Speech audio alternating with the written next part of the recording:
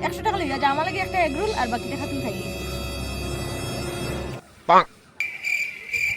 ওই 100 টাকা দিয়ে তুই ভাবছ কি আমি গরিব আর তুই ধনী নি তারা?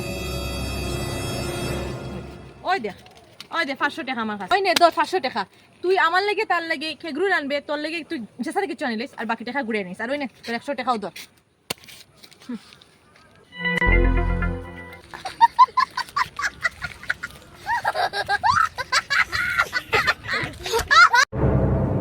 ওই তুই তো তাইরে চিনস না তাইরে যে 500 টাকা দিলে তোর লাগেন নাকি তাই 500 টাকা ঘুরিয়ে দিব? তাই আমার গরিব কইছে, তাই কইতাম না আমি গরিব না আমি ধনী।